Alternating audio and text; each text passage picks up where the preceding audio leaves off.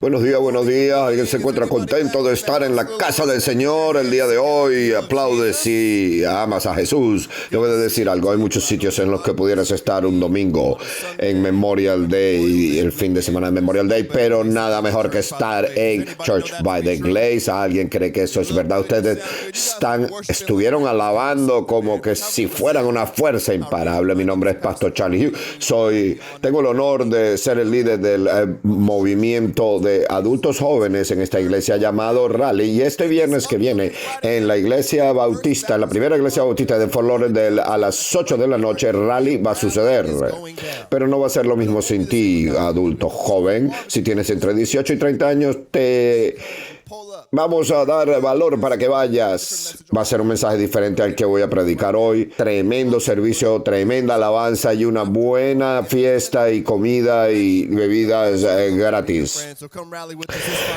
Vamos, un aplauso si piensas que cada adulto joven debe estar ahí. Pero estoy tan emocionado de predicar hoy. Alguien que diga hoy. Creo que Dios quiere hablarte hoy y yo estoy estoy muy emocionado de predicar hoy. Quiero darte el título de mi sermón hoy sin esperanza, sin entradas, sin preparaciones. El título es He aprendido mi lección. Dile a alguien cerca de ti, he aprendido mi lección el día de hoy. Hoy vas a aprender tu lección. En el primero de Samuel, capítulo número 30, puedes sacar tu Biblia o prenderla en tu teléfono. Y ahí conseguimos al único y al super David en el proceso y en el viaje de aprender una lección de la manera difícil, que yo espero que nosotros aprendamos de su ejemplo, porque la gente es sabia, recibe su educación de los errores y de la educación que otros pagaron. Si la aprendes de segunda mano es mejor. Si la aprendes de primera mano, tienes que ser el que hace la lucha. Vamos a leer los primeros 6 versos de Samuel, primero de Samuel, verso 30. Y el primero, me gusta leer de la King James, me gusta esa parte como suena. Y dice: aconteció que cuando David y sus hombres llegaron a Ziklag, alguien que diga Ziklag, el tercer día, los amalecitas habían llevado a cabo un ataque contra el Negev y contra Ziklag, y habían asolado Ziklag y lo habían incendiado, y se llevaron cautivas a las mujeres y a todos los que estaban en ella, desde el más pequeño hasta el más grande, sin matar a nadie, y se lo llevaron y siguieron su camino. Cuando David y sus hombres llegaron a la ciudad, he aquí que estaba incendiada, y sus esposas, sus hijos y sus hijas habían sido llevados cautivos. Entonces David y la gente que estaba con él alzaron sus voces y lloraron hasta que no les quedaron fuerzas para llorar más. ¿Alguna vez te sentiste que el fuego alrededor tuyo apagó el fuego dentro de ti? David siente que llegó tarde. Ahora sigue diciendo: las 2 esposas de David habían sido llevadas cautivas, Ahinoam la Jeresita y Abigail la viuda de Nabal el carmelita. Y luego el verso 6 dice: y David se angustió en gran manera, pues el pueblo hablaba de aprenderlo, porque él amaba de todo el pueblo, estaba afligido el alma, cada uno por sus hijos y por sus hijas, pero David se fortaleció en el Señor su Dios. Dicen que los predicadores y los peleadores profesionales se parecen mucho. ¿Quién lo dice? No te preocupes. Porque como muchas veces, como antes, un luchador profesional antes de entrar al ring o al octagón, tienen que entrenar y una preparación seria tienen que pasar. Y puede ser que yo como predicador no me ponga un protector de boca y no tenga guantes, pero traigo esta espada en mi mano, porque predicar la palabra de Dios no es un juego para mí, no es algo que tomo a la ligera. No como que me voy a montar aquí y voy a faltar el respeto a ustedes y a Dios para pararme aquí y simplemente soltar lo que me salga. Y el trabajo de un peleador profesional igualmente. Un peleador profesional puede que tenga una esquina, el coach, el preparador, el manager, pero en el ring, en el momento verdadero, es simplemente el peleador el que entra. Sus ayudantes no pueden entrar a pegar golpes por él. Igual el predicador, es similar. Yo sé que yo aquí no estoy totalmente solo, yo sé que tengo el Espíritu Santo hablando por medio de mí a sus corazones. Pero es como un peleador profesional, porque mientras yo esté aquí, nuestro tiempo juntos, yo no puedo depender de ustedes para decirme a mí lo que yo les voy a recitar a ustedes. Eso estaría raro y no, ustedes se irían de aquí diciendo, este no se preparó, yo no vengo más. Pero si yo estoy aquí, la gente me puede dar fuerza, me pueden motivar, hasta enseñarme. Pero en la verdadera forma, cuando estas luces prenden, yo tengo que abrir mi Biblia y tengo que hablarles a ustedes. Soy yo y el Espíritu Santo y el momento. Y yo sé que puede ser en qué me preparé, lo que va a salir de mí y lo que va a llegar a ustedes. Y todo esto se los digo porque quiero que hoy entiendan que ustedes son más predicadores y más peleadores que lo que ustedes creen. Y puede que no estés escribiendo sermones o tirando golpes en el ring, pero tú tienes tus propias batallas que luchar.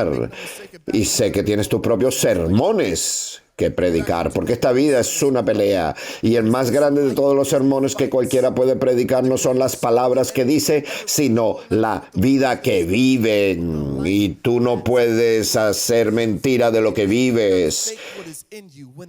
Si hay algo dentro de ti, sale. Si hay oración dentro de ti, poder sale de ti. Si esta palabra está dentro de ti, la verdad es la que va a salir de ti. Yo creo que va a ser como tú te das coraje en el Señor, como David hizo en este momento, antes de que esa pelea comience, que te va a equipar para que tú puedas salir a hacer esta batalla. Y vamos a estudiar cómo David se dio coraje en el Señor, su Dios.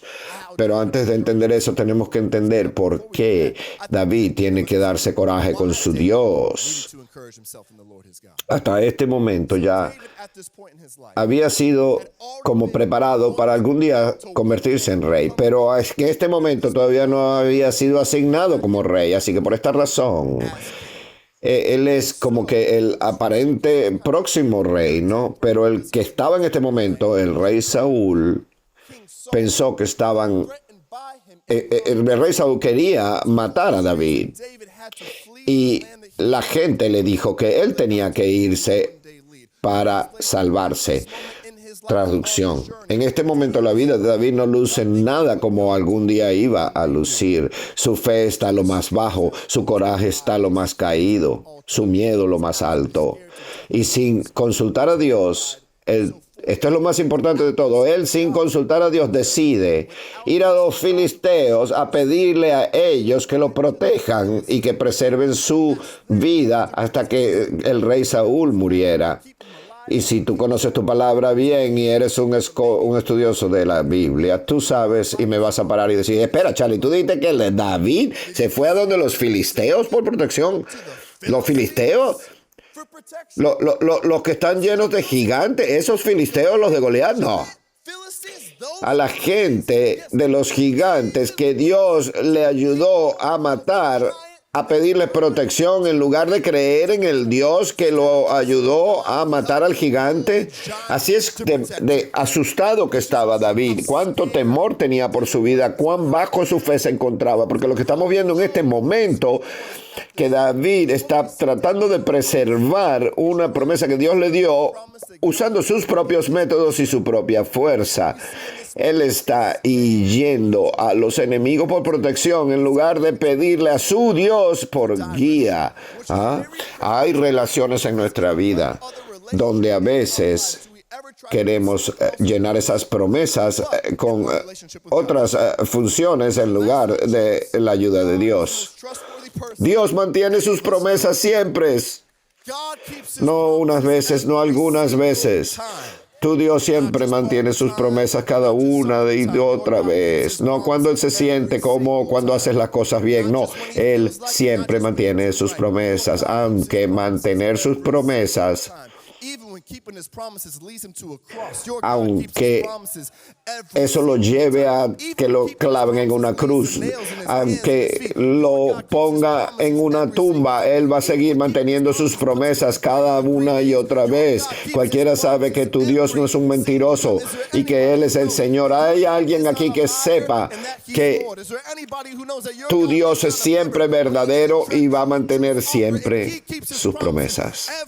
Así que si tu Dios mantiene siempre sus promesas y lo que Él te prometa, Él va a preservar cada elemento necesario para proveer esa promesa. Así que David se va a buscar a los filisteos para que Dios le mantenga la promesa de hacerlo rey. Pero antes de jugarlo, tenemos que tomar un vistazo a nuestras propias vidas. Nosotros vemos al mundo para ayudarnos a completar el trabajo que Dios nos ha llamado a hacer. Estoy seguro que hay mucha gente aquí que Dios te ha dado un sueño para ser o ser alguien grande. Pero tú has estado esperando por un rato hasta ahora y en este punto en tu vida no estás haciendo lo que tú piensas que Dios te llamó a hacer ya para este momento. Estás cuestionando, estás preguntándole a Dios. A lo mejor durante ese camino para llegar a hacer lo que Dios te ha llamado a hacer, has visto a alguien haciendo algo similar, no lo mismo, pero similar a lo que Dios te llamó a ti a hacer, pero a ellos les está yendo de maravilla. Y tú estás mirando eso. Y tú dices, bueno, pero los aspectos de lo que Dios lo llamó a él a hacer y lo que a mí me llamó a hacer, ¿por qué estoy yo estancado? Y lo que a ti te llamó a hacer, pero tú estás persiguiendo el sueño, ya tú no estás persiguiendo tu sueño ya más, de tanto mirar a lo que está haciendo el otro, y estás persiguiendo el sueño de otro y no el tuyo, y te estás preguntando ahora por qué estás estancado. Y te sientes que eres un fracaso. ¿Sabes por qué? Porque esa parte de no sentirse, ¿de dónde viene tu desánimo? Te preguntas. Viene cuando te apartas del plan de Dios para ti. Es como tratar de usar las llaves de tu carro para abrir tu casa.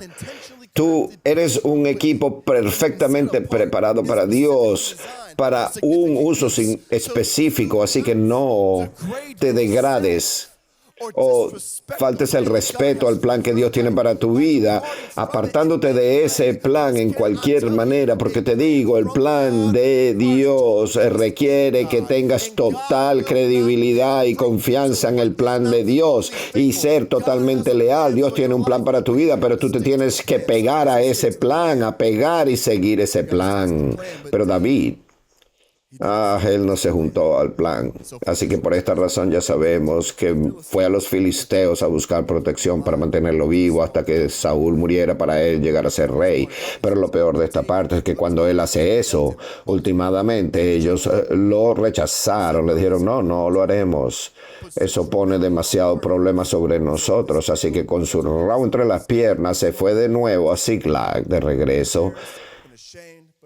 Con pena, con vergüenza, pero bueno, esperaba ver a sus hijos jugar, a sus esposas, pero cuando llega, se consigue cenizas y huele a humo.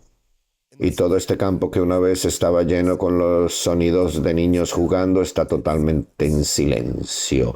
Y las esposas y los niños y todo está ido.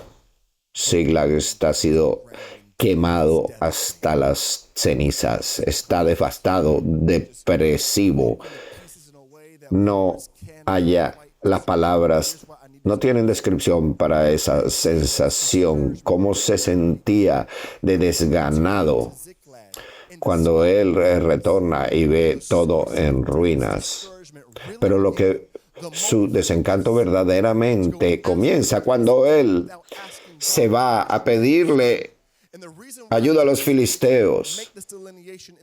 Creo que entiendan esto, se los estoy apuntando. En nuestras propias vidas, nuestro desánimo viene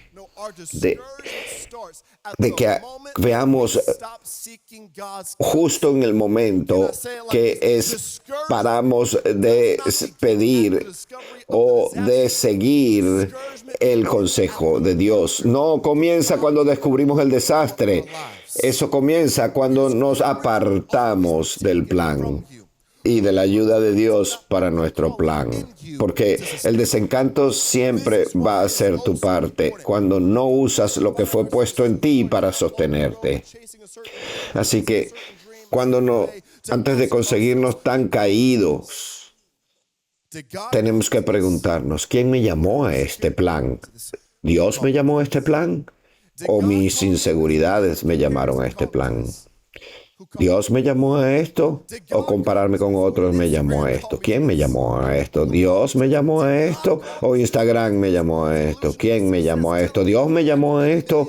¿O la ilusión de triunfar en el mundo? Que yo pudiera ser un millonario con una casa en la playa es lo que me llamó a esto. ¿Quién me llamó a esto? ¿Vivir en la sombra de mi hermano es lo que me llamó a esto? ¿O el hecho de buscar que mis padres me digan que están orgullosos de mí es lo que me llevó a esto? ¿Quién me llamó a esto? Porque la última vez que yo chequeé en esta palabra, Dios nunca me llamó a ser famoso, Dios me llamó a ser fiel. La última vez que chequeé, nunca me llamó a ser un influencer, Dios me llamó a ser íntegro. La última vez que chequeé, Dios no me llamó a hacer lo que me diera la gana, sino obediencia. Nunca me llamó Dios a ser parte de una red. Dios me llamó a ser el mejor que Él podía hacerme hacer para su gloria. Porque el diablo sabe que si no puede cancelar tu llamado, lo mejor que puede hacer es entonces confundirte en tu llamado. Porque la realidad es que solamente nos da la gracia para nuestro propio triunfo. Así que no puedes pensar de eso, porque si no el diablo sabe que va a volver a agarrarte en sus brazos. Porque una vez caiga el sueño tuyo o él logre hacer que tú tumbes tu sueño, vas a regresar a sus brazos de nuevo. Así que no puedes regresar a este desencanto en el que estás viviendo, y eso es lo que él sabe hacer. Pero para que tu sueño regrese, tú tienes que regresar al plan de Dios en tu vida y cometerte a hacerlo de su forma para llegar al final. Tienes que cometer a lo que Dios quiere que hagas. Así que David en este momento en Ziklag, cuando ve todo en cenizas, decide darse coraje y motivación en su Dios. Y sirvió, ¿saben por qué? Un par de meses atrás estaba teniendo problemas del carro. Cada 3 o 4 veces que iba a prender mi carro, apretaba el botón y mi Jeep sonaría cuac, cuac, cuac y se apagaba. Pero solo pasaba una de cada 3 o 4 veces. Pero yo estaba siendo flojo, no llevaba haciendo nada. Y luego comenzó a suceder cuando pasaron varias semanas y yo lo dejé pasar. Así que ya esas de vez en 3 a 4 veces, de vez en cuando, pasaba cada vez que yo apretara el botón, se prendía y se apagaba. Entonces, lo más que iba pasando, menos paz tenía. Llegó al punto en que ya tenía miedo de salir de mi casa pensando que mi carro iba a apagarse en el medio de la vía y dejarme botado. Así que eventualmente sí llevé mi carro al dealer y no les puedo decir, el momento en que lo hice, tenía paz. No sabía que estaba errado todavía. En el momento en que pongo mi problema en las manos de alguien que sabe lo que estaba haciendo con ese problema, yo tenía paz.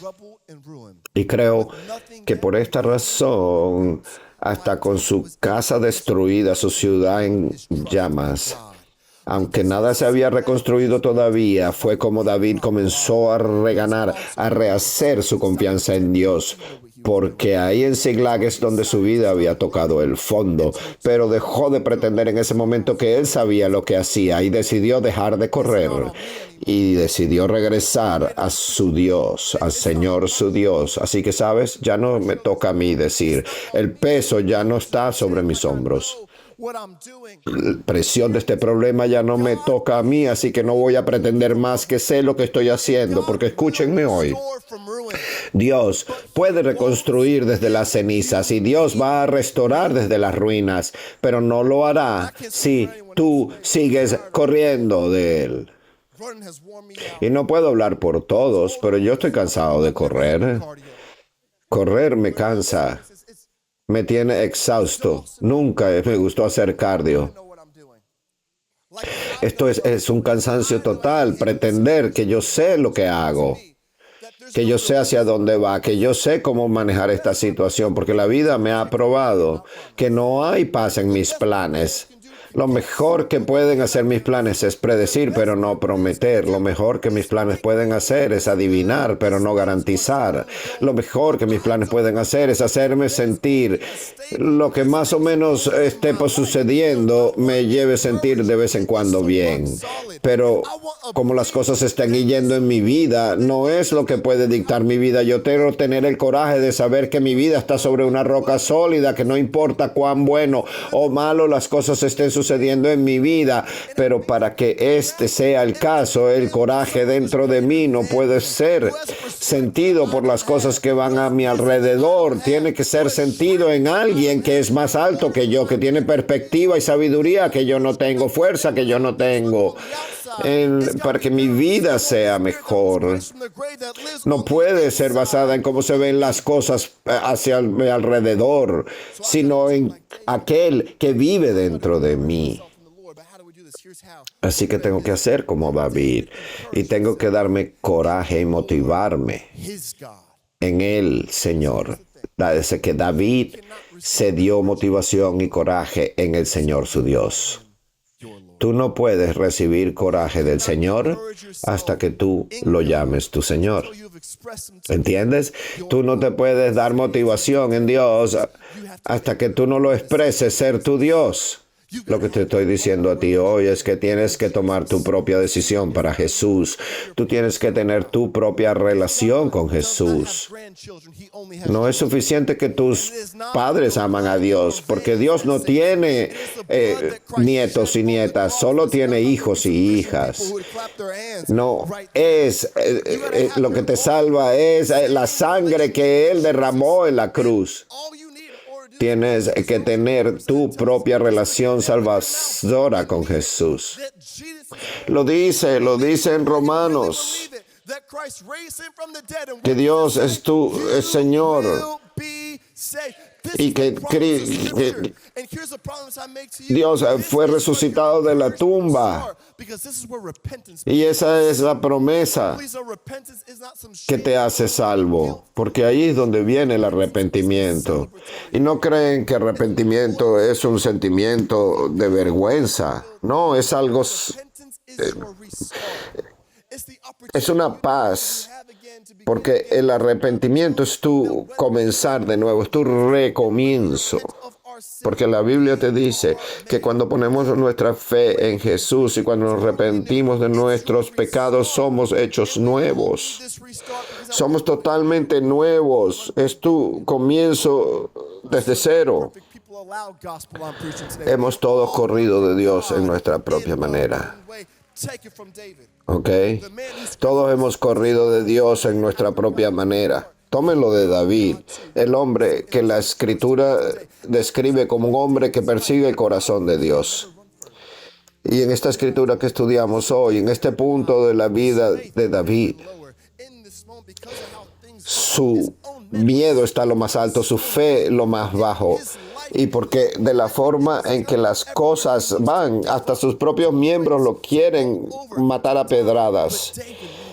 Y quiere resignarse, quiere dejar todo lo que debe hacer. Algunas veces no es un sentimiento, una emoción. A veces no vas a sentir la piel de gallina, simplemente que a veces es una decisión. David tomó la decisión desde este momento, desde ese sitio, para darse coraje en el Señor su Dios. ¿Y cómo lo hizo? Como resultado, aparentemente aprendió su lección. Porque dice en el verso 8, David llora a Dios y le dice, Señor, ¿debo de perseguir a estos asaltantes? ¿Los alcanzaré? Él aprendió su lección, le está preguntando a Dios, le está pidiendo a Dios. ¿Recuerdas lo que lo metió en este lío desde el principio? Él actuando, él moviéndose y actuando y pidiéndole ayuda a los filisteos sin preguntarle a Dios qué debe hacer, sin consultar a Dios a dónde debo ir. Él no tuvo discernimiento y eso resultó en desastre, pero mientras él navega ahora todas estas ruinas y todo esto, ve y dice, Dios, recuerdo cómo estaban las cosas antes, cuando me moví sin preguntarte, y Dios, fue doloroso y duele muchísimo. Todavía tengo que lidiar con las consecuencias y no quiero volver a cometer ese error. Así que Dios, si tú me dices que me mueva, me muevo. Pero si tú dices que no, no me moveré. No voy a ningún lado hasta que tú hables. Y como David tuvo discernimiento, Dios le dijo, ve, si tú los persigues, tú los sobrepondrás. Él preguntó, fue motivado a hacerlo, así que su discernimiento lo llevó a su más grande coraje. Discernimiento es como te defiendes contra el desgane.